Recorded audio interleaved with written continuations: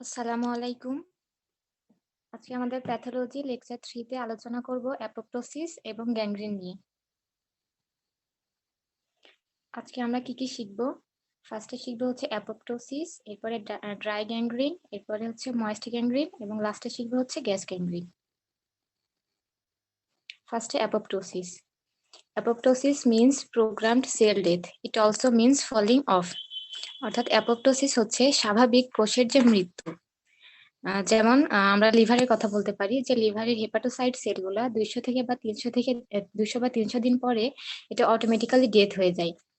আবার ব্লাডের যে সেলগুলো আছে যেমন আরবিসি, ডব্লিউবিসি, প্লাটলেট, আরবিসি যেমন 120 দিন পরে ডেথ হয়ে যায়। সেলগুলার এই যে অটোমেটিক্যালি ডেথ হয়ে যাওয়ার যে প্রক্রিয়া এটাই হচ্ছে অ্যাপোপ্টোসিস।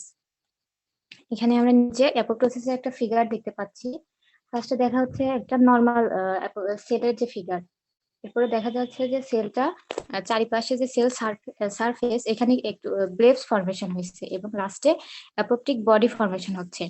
অ্যাপোপ্টিক বডিগুলো যখন ফ্যাগোসাইটোসিস প্রক্রিয়ার মাধ্যমে আমাদের বডি থেকে রিমুভ হয়ে যাবে তখন আমরা এটাকে বলবো হচ্ছে অ্যাপোপ্টোসিস।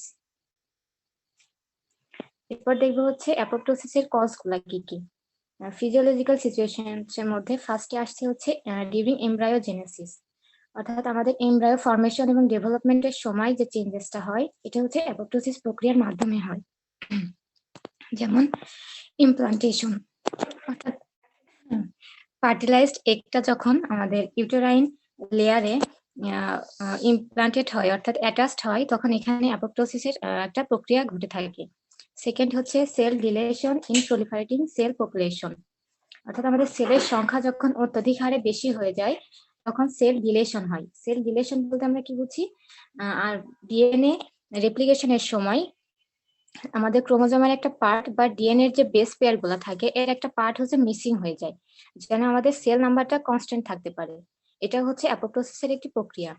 যেমন intestinal crypt epithelia to maintain a constant number. আমাদের ইন্টেস্টাইনে যে এপিথেলিয়াম থাকে এটা 3 বা 4 দিন পর পর এটা হচ্ছে টার্ন ওভার হয়। এই টার্ন ওভার হওয়ার জন্য আগের যে সেলগুলা এগুলা হচ্ছে ডেথ হইতে হয়, যাতে এখানে সেল নাম্বার গুলা কনস্ট্যান্ট থাকে। এই মেইনটেইন করার যে প্রক্রিয়া এটাই হচ্ছে অ্যাপোপ্টোসিস। থার্ড আসছে হচ্ছে hormone dependent involution in adult. অ্যাডাল্টদের ক্ষেত্রে হরমোন ডিপেন্ডেন্ট কিছু মেকানিজম হয়। যেমন একটা অ্যাডাল্ট ওমেনের ক্ষেত্রে endometrial cells breakdown in menstrual phase of menstrual cycle. Menstrual সাইকেলের মেনস্ট্রুয়াল ফেজে তার এন্ডোমেট্রিয়াল যে লেয়ার এটা হচ্ছে শেডিং হয়ে যায়। এটাও এক ধরনের অ্যাপোপ্টোসিস। এরপর 4 নাম্বার আসছে হচ্ছে death of neutrophils in acute inflammatory response. Acute inflammatory রেসপন্সের ক্ষেত্রে নিউট্রোফিল অনেক বড় একটা ভূমিকা পালন করে। যেমন ফেজ 2 এর ক্ষেত্রে নিউট্রোফিল দেখা যায় যে ব্যাকটেরিয়া গুলো ইনগালফ করে সে তার ডেথ হয়ে যায়। এই যে নিউট্রোফিলের যে ডেথ হচ্ছে এটাও হচ্ছে অ্যাপোপ্টোসিস। 5th নাম্বারে আসছে হচ্ছে ডেথ অফ ইমিউন সেলস। কিছু ইমিউন সেলস এর ডেথ, যেমন B and T lymphocyte death at the end of an immune response. একটা ইমিউন রেসপন্সের লাস্টে বি এবং টি লিম্ফোসাইটের যে ডেথ হয় এটা হচ্ছে অ্যাপোপ্টোসিস। লাস্টে আসছে হচ্ছে cytotoxic T cell induced cell death. Cytotoxic T সেলও মূলত এক ধরনের লিম্ফোসাইট সেল, এটাও সেল ডেথ ইনডিউস করে। এ পর্যন্ত কি সবাই বুঝতে পারছেন? জি আপু। বুঝতে পারছি। হ্যাঁ। এরপর নেক্সট আসছে হচ্ছে প্যাথোলজিক কন্ডিশনস। ফার্স্টে ভাইরাল ডিজিজ। কিছু ভাইরাল ডিজিজের ক্ষেত্রে অ্যাপোপ্টোসিস হয়ে থাকে, যেমন ভাইরাল হেপাটাইটিস। এক্ষেত্রে লিভারের যে সেল এখানে অ্যাপোপ্টোসিস হয়ে থাকে। সেকেন্ড আসছে হচ্ছে ইনজুরিয়াস এজেন্ট, যেমন রেডিয়েশন বা থার্মাল ইনজুরির ক্ষেত্রে যখন এটা লো ডোজে থাকে তখন এখানে অ্যাপোপ্টোসিস হয়, কিন্তু এই ডোজটা যদি আবার বেশি হয়ে যায় সেক্ষেত্রে আবার নেক্রোসিস হয়ে যাবে। এবং থার্ড নাম্বারে আসছে হচ্ছে sell death in tumours. Tumours এর ক্ষেত্রে যে সেল ডেথ হয় এটাও হচ্ছে অ্যাপোপ্টোসিস। ফোর্থ হচ্ছে pathologic atrophy after duct obstruction, যেমন প্যারোটিড গ্ল্যান্ড। প্যারোটিড গ্ল্যান্ডের যে ডাক্ট অবস্ট্রাকশন হয় এটার পরে ওখানকার সেলগুলার অ্যাট্রফি হয়, অর্থাৎ সেলের সাইজটা ছোট হয়ে যায়। এটাও এক ধরনের অ্যাপোপ্টোসিস। ফিফথ নাম্বারে আসছে হচ্ছে pathologic atrophy of hormone dependent tissues. Hormone dependent কিছু টিস্যু আছে আমাদের বডিতে যেগুলোর হচ্ছে প্যাথোলজিক্যাল অ্যাট্রফি হয়, অর্থাৎ সেলটা ছোট হয়ে যায়। যেমন থাইমাসের ক্ষেত্রে যখন গ্লুকোকর্টিকয়েড অ্যাডমিনিস্ট্রেশন করা হয়, এটা যখন এক্সেসিভ অ্যামাউন্টে হয়ে যায়, তখন এখানকার যে লিম্ফোসাইট গুলো থাকে এগুলার হচ্ছে লস হয়ে যায়। এরপর আমরা দেখবো হচ্ছে নেক্রোসিস এবং অ্যাপোপ্টোসিসের মধ্যে যে ডিফারেন্স, এটা ফার্স্টে ডেফিনেশনের মধ্যেই ডিফারেন্স আছে। যেমন নেক্রোসিস হচ্ছে সেল ডেথ বা ইনজুরি অর ডিজিজ, অর্থাৎ কোনো ইনজুরি বা ডিজিজের কারণে সেলের যে অস্বাভাবিক মৃত্যু, এটাই হচ্ছে নেক্রোসিস। তবে অ্যাপোপ্টোসিস হচ্ছে প্রোগ্রামড সেল ডেথ, অর্থাৎ সেলের স্বাভাবিক মৃত্যু। সেকেন্ডে আসছে হচ্ছে কজের ক্ষেত্রে, নেক্রোসিস কোন কারণে হয়? প্যাথোলজি ইনভ্যারিয়েবলি, অর্থাৎ প্যাথোলজিক্যাল কজ থাকতে হবে তবে এটাকে আমরা নেক্রোসিস বলবো। বাট অ্যাপোপ্টোসিসের ক্ষেত্রে ফিজিওলজি এবং প্যাথোলজি দুইটা কজই থাকতে পারে। থার্ড হচ্ছে প্যাথোজেনেসিস, অর্থাৎ কিভাবে নেক্রোসিস হয়। নেক্রোসিস ফার্স্টে কি হয়? এটিপি ডিপ্লেশন হয়, অর্থাৎ এটিপি কমে যায়। এরপরে হচ্ছে মেমব্রেন ইনজুরি হয় এবং লাস্টে হয় হচ্ছে free radical damage. Free radical কি? আমাদের বডিতে বিভিন্ন হাইড্রক্সিল রেডিক্যাল আছে বা হাইড্রোজেন পারঅক্সাইড রেডিক্যাল আছে, এগুলো যখন ড্যামেজ হয়ে যায় তখন নেক্রোসিস হয়। এরপরে হচ্ছে অ্যাপোপ্টোসিস কিভাবে হয়? এন্ডোনিউক্লিয়াস এন্ড জিন অ্যাক্টিভেশন। এন্ডোনিউক্লিয়াস হচ্ছে এনজাইম, এনজাইম এবং জিন অ্যাক্টিভেশনের মাধ্যমে যেটা হবে এটা হবে হচ্ছে অ্যাপোপ্টোসিস। 4 নম্বরে আসছে হচ্ছে ডিএনএ ব্রেকডাউন। ডিএনএ ব্রেকডাউন নেক্রোসিসের ক্ষেত্রে হবে হচ্ছে র্যান্ডম এবং ডিফিউজ, অর্থাৎ এটা বিক্ষিপ্ত আকারে হবে। কিন্তু অ্যাপোপ্টোসিসের ক্ষেত্রে একটা নির্দিষ্ট প্রক্রিয়ার মাধ্যমে হবে। যেমন ইন্টারনিউক্লিয়াসোমাল ডিএনএ ক্লিভেজ একটা আছে, ডিএনএ ব্রেকডাউনের একটা ধাপ, এটার মাধ্যমে হবে হচ্ছে অ্যাপোপ্টোসিস। 5 নম্বরে আসছে হচ্ছে সেল সাইজ। নেক্রোসিসের ক্ষেত্রে কি হবে? সেলটা এনলার্জড হয়ে যাবে, অর্থাৎ সেলটা বড় হয়ে যাবে। কিন্তু অ্যাপোপ্টোসিসের ক্ষেত্রে সেল সাইজটা হচ্ছে রিডিউসড হয়ে যাবে, এটা শ্রিঙ্কেজ হয়ে সেলটা ছোট হয়ে যাবে। নেক্রোসিসের ক্ষেত্রে নিউক্লিয়াসের কি কি চেঞ্জ হয়? ফার্স্ট হচ্ছে পিকনোসিস হয়, অর্থাৎ নিউক্লিয়াসটা শ্রিঙ্কেজ হয়ে যায় এবং ক্রোমাটিন গুলো কনডেন্সড হয়ে যায়, সেটা সেন্টারে বা পেরিফেরি যে কোনো জায়গায় তা হতে পারে। এরপরে হবে হচ্ছে ক্যারিওরেক্সিস, অর্থাৎ ক্যারিওরেক্সিস হচ্ছে নিউক্লিয়াস ডিসইন্টিগ্রেটেড হয়ে যাবে এবং ফ্রাগমেন্টেড হয়ে যাবে। এরপর আসছে হচ্ছে ক্যারিওলাইসিস, অর্থাৎ নিউক্লিয়াসেরটা ডিসলিউশন হবে।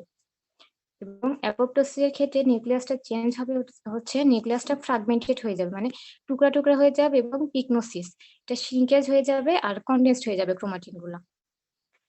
প্লাজমা মেমব্রেনের ক্ষেত্রে নেক্রোসিসে হবে হচ্ছে ডিসরাপ্টেড, অর্থাৎ নেক্রোসিসের প্লাজমা মেমব্রেনটা এটা টুকরা হয়ে যাবে বা ইনট্যাক্ট থাকবে না। আর অ্যাপোপ্টোসিসের ক্ষেত্রে প্লাজমা মেমব্রেনটা ইনট্যাক্ট থাকবে। নেক্রোসিসের সেলুলার কন্টেন্ট গুলা কি হবে?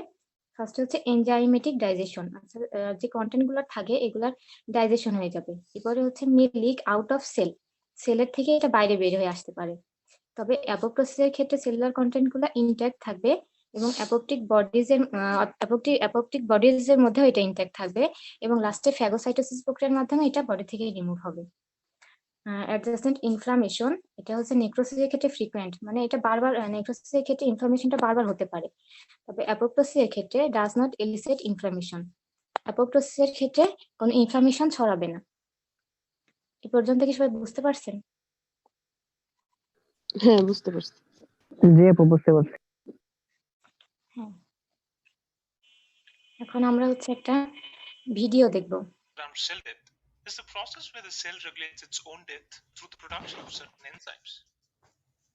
These enzymes cause degradation of nuclear and cytoplasmic material, and the cell breaks into fragments called apoptotic bodies. ফার্স্টে কি দেখালো যে অ্যাপোপ্টোসিস কিভাবে হচ্ছে। অ্যাপোপ্টোসিস ফার্স্টে বলছে হচ্ছে এটা প্রোগ্রামড সেল ডেথ। এরপরে এটাকে সুইসাইড বলা হচ্ছে, কারণ আমাদের সেলের যেই সেলগুলো দরকার নেই এগুলো সে নিজে নিজে কিছু এনজাইম তৈরির মাধ্যমে ডেথ হয়ে যায় সেলের। এবং এই যে এনজাইম তৈরি হয়, এই এনজাইমগুলো কি করে? নিউক্লিয়ার এবং সাইটোপ্লাজমের যে ম্যাটেরিয়ালসগুলো আছে এগুলার হচ্ছে ভেঙে দেয়। ভেঙে দেওয়ার ফলে কি হয়? সেলগুলো হচ্ছে ফ্রাগমেন্টেড হয়ে যায় এবং অ্যাপোপ্টোটিক বডিজ তৈরি করে। These apoptotic bodies are then gobbled up by phagocytes. Apoptosis could be triggered by factors such as infection, especially viral infections, misfolding of proteins due to mutation, and DNA damage due to mutation, radiation, hypoxia, and free radicals. Now, apart from pathologic factors inducing programmed cell death, apoptosis is also a homeostatic mechanism where cells that are not needed are killed, thereby maintaining a steady state population of cells. এখানে বলছে যে apoptosis কিছু ফ্যাক্টরের কারণে হয়ে থাকে, যেমন infection, bacterial ইনফেকশনের কারণে এটা বেশি হয়ে থাকে। এরপরে হচ্ছে প্রোটিন মিসফোল্ডিং, যেটা মিউটেশনের কারণে হয়। এরপরে আসছে হচ্ছে DNA damage, mutation, radiation, hypoxia বা ফ্রি রেডিক্যালসের কারণে যে ডিএনএ ড্যামেজ হয়, এটার কারণে অ্যাপোপ্টোসিস হয়ে থাকে। এরপর অ্যাপোপ্টোসিসকে আবার হোমিওস্ট্যাসিসও বলা হয়। কারণ কি? কারণ আমাদের সেলের যে ড্যামেজ সেলগুলো থাকে এগুলাকে সে রিমুভ করে সেলের পপুলেশন মেনটেন করে, এই জন্য এটাকে হোমিওস্ট্যাসিসও বলা হয়। During apoptosis, the cell undergoes certain morphologic changes that can be seen in light and electron microscopy. The cell shrinks and becomes smaller in size, and the cytoplasm and organelles become tightly packed. The nuclear chromatin shrinks and becomes condensed to the center or the periphery, a process called pycnosis.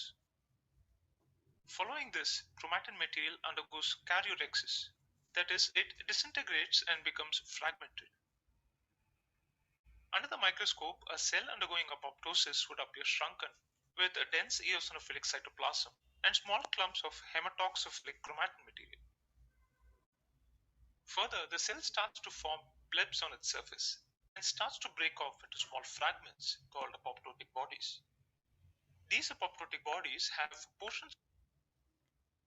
তাহলে morphological চেঞ্জেসের মধ্যে আমরা কি দেখছি অ্যাপোপ্টোসিসের ক্ষেত্রে? ফার্স্টে হচ্ছে সাইটোপ্লাজমটা shrinkage হয়ে যাবে এবং সাইটোপ্লাজমের যে অর্গানেলসগুলো আছে এগুলো টাইটলি প্যাকড হয়ে যাবে। এরপরে কি হবে? এখানে ক্রোমাটিনগুলো শ্রিঙ্কেজ হবে এবং ক্রোমাটিনগুলো কনডেন্সড হবে। কনডেন্সড হয়ে সেন্ট্রারি বা পেরিফেরি যে কোনো জায়গায় হতে পারে। এটাকে আমরা বলবো হচ্ছে পিকনোসিস। পিকনোসিসের পরে হবে হচ্ছে ক্যারিওরেক্সিস। ক্যারিওরেক্সিসের ক্ষেত্রে কি হবে? নিউক্লিয়াসটা ডিসইন্টিগ্রেটেড হয়ে যাবে এবং ফ্রাগমেন্টেড হবে। এরপরে সেলের যে সারফেস লেয়ার, এখানে সে ব্লেবস তৈরি করবে। ব্লেবস হওয়ার পরে সেলটা ভেঙে ফ্রাগমেন্টেড হয়ে অ্যাপোপ্টোটিক বডিজ তৈরি করবে। Of the cytoplasm, organelles, and also nuclear fragments of the cell. Now, it is important to understand that apoptosis does not elicit any inflammation, unlike another form of cell death called necrosis. This is because apoptotic bodies have an intact plasma membrane and prevent any content from leaking out to the interstitial space. Also, apoptotic bodies are quickly recognized by phagocytes and removed from the environment. A cell can undergo এখানে বললো যে apoptosis কোনো inflammation করে না, যেটা necrosis করে। তাহলে অ্যাপোপ্টোসিসে কেন ইনফ্লামেশন করে না? কারণ অ্যাপোপ্টিক যে বডি, এখানে হচ্ছে সাইটোপ্লাজমের যে মেমব্রেন এটা ইনটেক্ট থাকবে এবং যে কন্টেন্টগুলা বা অর্গানেলিগুলা এগুলো হচ্ছে লিক আউট করবে না, এবং লাস্টে অ্যাপোপ্টিক বডিটাও ফ্যাগোসাইটোসিস প্রক্রিয়ার মাধ্যমে রিমুভ হয়ে যাবে, যার কারণে এখানে কোনো ইনফ্লামেশন হবে না। apoptosis due to several reasons, and depending on the etiologic factors, may have 3 different pathways of initiating cell death. Apoptosis could be initiated by signals from the intrinsic pathway, the extrinsic pathway, and the perforin granzyme pathway. In the intrinsic pathway, mitochondria become leaky and ooze out proteins called cytochrome C, which initiate apoptosis. Usually, the cytoplasm and mitochondrial membrane harbor proteins called BCL2 and BCLX, which are anti-apoptotic and preserve the integrity of the mitochondrial membrane, preventing apoptotic proteins like cytochrome C from leaking into the cytoplasm. However, in the absence of a growth signal or due to insults like radiation or protein misfolding, stress proteins called BH3 only proteins are stimulated. These BH3 only proteins, comprising of BIM, BID, and BAD proteins, block the function of BCL2 and BCLX. These proteins further activate two pro-apoptotic effectors called BAX and BAC, which create channels in the mitochondrial membrane, allowing intramitochondrial proteins like cytochrome C to leak into the cytoplasm. তাহলে intrinsic পাথওয়েতে আমরা কি দেখছি? যে ফার্স্টে হচ্ছে আমরা এটা জানি যে মাইটোকন্ড্রিয়াল মেমব্রেন এবং সাইটোপ্লাজমের মাঝে দুইটা প্রোটিন থাকে, একটা হচ্ছে BCL2 আর একটা হচ্ছে BCLX। এই প্রোটিনটা হচ্ছে অ্যান্টি অ্যাপোপ্টোটিক প্রোটিন, অর্থাৎ এটা হচ্ছে মাইটোকন্ড্রিয়াল যে মেমব্রেন এটা হচ্ছে ইন্টিগ্রিটি প্রিজার্ভ করে এবং মাইটোকন্ড্রিয়ার মধ্যে যে প্রোটিনগুলো আছে এগুলো হচ্ছে লিক হইতে প্রিভেন্ট করে। কিন্তু যখনই আমাদের গ্রোথ সিগন্যালটা অ্যাবসেন্স হয়ে যায় বা কোনো রেডিয়েশন বা মিউটেশন হয়,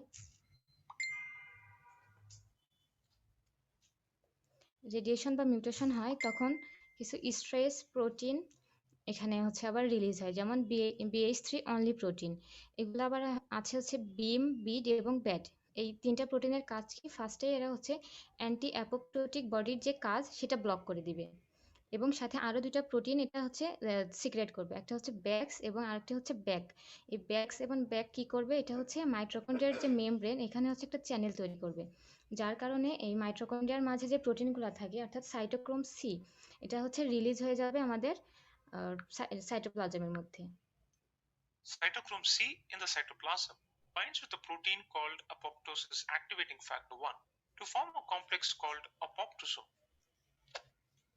This complex binds with caspase 9 and begins to cleave and activate adjacent caspase 9 molecules. তাহলে যে সাইটোটক্সিক সিটা আমাদের সাইটোপ্লাজমে আসলো, এটা ফার্স্টে হচ্ছে সাইটোপ্লাজমে একটা প্রোটিন থাকে, সেটা হচ্ছে অ্যাপোপ্টোসিস অ্যাক্টিভেটিং ফ্যাক্টর বা APF1। এটার সাথে বাইন্ড করে একটা কমপ্লেক্স তৈরি করবে যেটা হচ্ছে অ্যাপোপ্টোসোম। এই অ্যাপোপ্টোসোমের সাথে আবার ক্যাসপেস 9 এসে অ্যাক্টিভেট হবে। এখন ক্যাসপেস 9 কি, আমাদের বডিতে যে বিভিন্ন জিন থাকে যার মধ্যে একটা জিন হচ্ছে ক্যাসপ 9 জিন, এখান থেকে যে এনজাইমটা সিক্রেট হয় সেটাই হচ্ছে ক্যাসপেস 9। এখন যে ক্যাসপেস 9টা ফার্স্ট এসে অ্যাক্টিভেট হলো, এটা হচ্ছে ইনিশিয়েটর ক্যাসপেস 9। এখন এটা পরবর্তীতে এসে আরো কিছু ক্যাসপেস 9কে অ্যাক্টিভেট করলো। Caspase 9 is an initiator caspase, and activated caspase 9 molecules activate executioner caspases like 3 and 6, leading to apoptosis of the cell.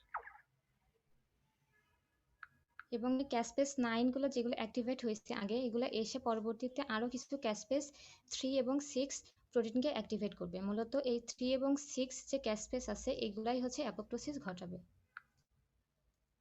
Cytotoxic T lymphocytes, or CD8 T cells, cause apoptosis of infected cells or tumor cells by Fas ligand and Fas receptor interaction. Many cell types express a receptor called the Fas receptor, and cytotoxic T cells express Fas ligand. These cytotoxic T cells bind to the Fas receptor on tumor cells or infected cells through their Fas ligand.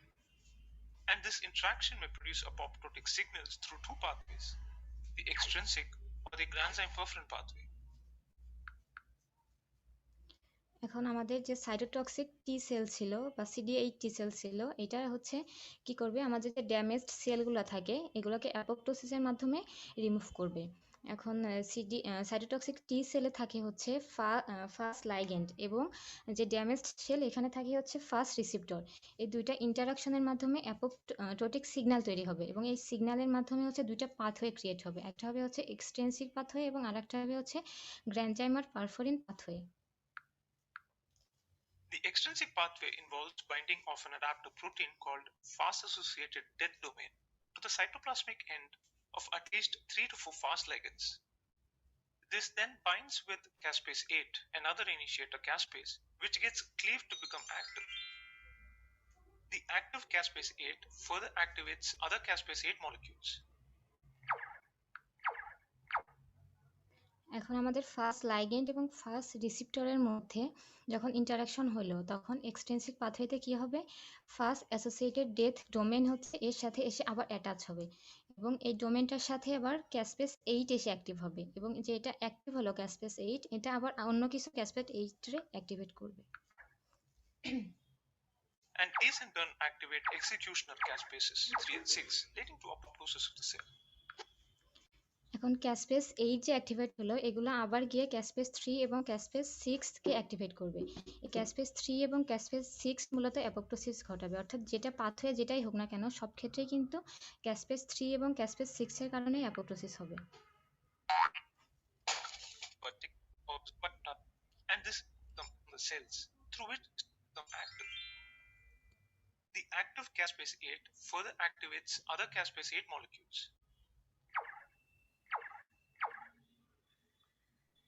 And these in turn activate executioner caspases 3 and 6, leading to apoptosis of the cell. At times, the granzyme perforin pathway is initiated on Fas ligand Fas receptor interaction. T cells release perforins, which form transmembrane pores on the cells, through which granzymes and other proteins secreted by T cells enter. Granzymes could either directly activate executioner caspase molecules or cause DNA cleaving, leading to apoptosis. এটা হচ্ছে গ্র্যানজাইম আর পারফোরিন pathway. এখানে কি হবে, আমাদের যে cytotoxic টি সেলটা আছে এখান থেকে দুইটা প্রোটিন রিলিজ হবে, একটা হচ্ছে পারফোরিন আর একটা হচ্ছে গ্র্যানজাইম। পারফোরিন যে প্রোটিনটা আসবে এটা ফার্স্ট হচ্ছে ইন্টারমেমব্রেন যে চ্যানেল এটা তৈরি করবে, এরপরে আসবে হচ্ছে গ্র্যানজাইম প্রোটিন। এটা কি করবে, গ্র্যানজাইম প্রোটিনটা হচ্ছে ডিরেক্টলি ক্যাসপেস 3 কে অ্যাক্টিভেট করবে অথবা ডিএনএ ক্লিভেজ করে দিবে। Execution of caspases 3 and 6 cause degradation of chromosomal DNA and also degradation of cytoskeletal proteins, which cause morphological changes such as nuclear fragmentation and cellular shrinkage respectively. However, it is not yet known what causes changes like cellular blips and apoptotic bodies. আমরা দেখলাম যে তিনটা পাথওয়েরই লাস্টে হচ্ছে ক্যাসপেস 3 এবং ক্যাসপেস 6 activate হলো। এখন এই দুইটা মিলে কি করবে, ডিএনএ ব্রেকডাউন করে দেবে এবং সাইটোস্কেলেটালে যে প্রোটিন আছে এটাও ব্রেকডাউন করে দেবে, যার কারণে নিউক্লিয়ার ফ্রাগমেন্টেশন হবে এবং নিউক্লিয়াসটা সেলুলার শিঙ্কেজ হয়ে যাবে, যার কারণে ব্লেবস ফর্মেশন হবে এবং লাস্টে হচ্ছে অ্যাপোপ্টোটিক বডিজ প্রডিউস হবে। এভাবেই হচ্ছে অ্যাপোপ্টোসিসটা পুরো প্রক্রিয়াটা ঘটবে। Apoptotic bodies are coated with a phospholipid called phosphatidylserine, which is recognized by phagocyte receptors. Also, apoptotic bodies may be coated with opsonins like antibody IgG or complement proteins like C3b, which are recognized by phagocytes, thus facilitating rapid phagocytosis of apoptotic bodies.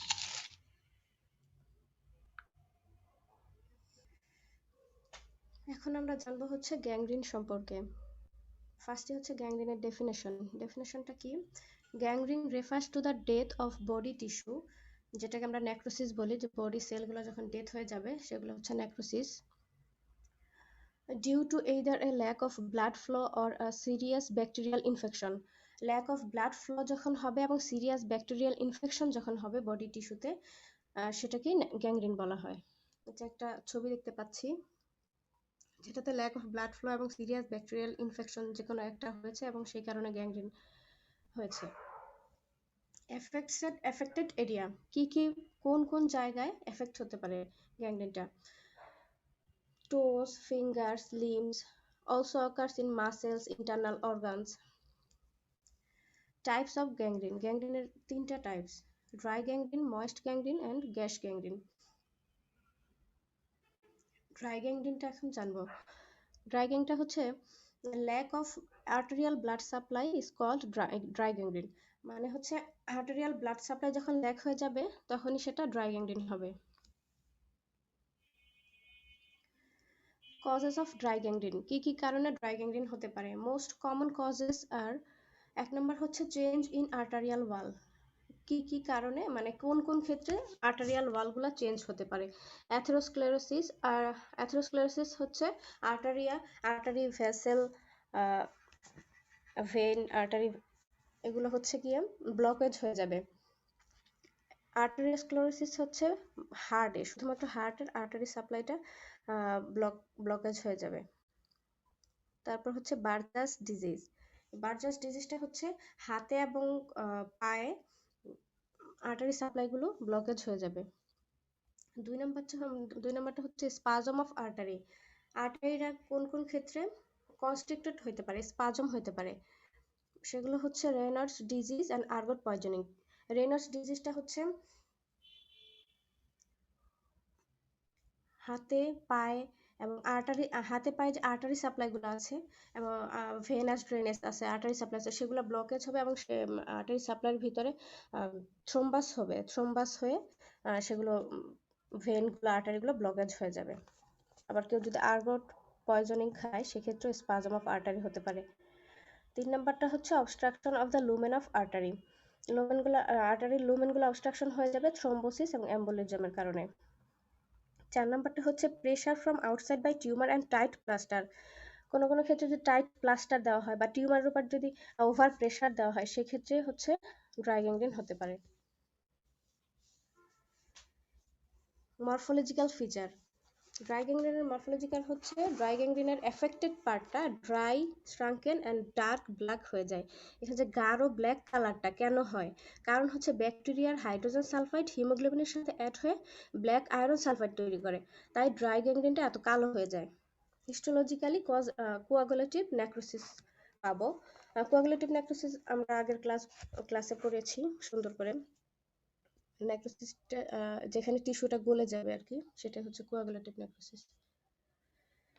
Moist gangrene ডেফিনেশনটা হচ্ছে the gangrene which occurs due to obstruction of both artery supply and venous drainage. Moist গ্যাংগ্রিনের ক্ষেত্রে artery এবং venous drainage দুইটা supply হচ্ছে obstruction হয়ে যাবে, আর dry গ্যাংগ্রিনের ক্ষেত্রে আমরা পড়ে আসছি শুধু আর্টারি সাপ্লাইটা অবস্ট্রাকশন হয়ে যাবে। Gangrene is referred to as wet if there is a bacterial infection in the affected tissue. গ্যাংগ্রিনটা কখন ওয়েট গ্যাংগ্রিন হবে? যখন এখানে ব্যাকটেরিয়াল ইনফেকশন হবে টিস্যুতে, তখনই সেটা ওয়েট গ্যাংগ্রিন হবে। ময়েস্ট গ্যাংগ্রিনটা ওয়েট গ্যাংগ্রিন হবে।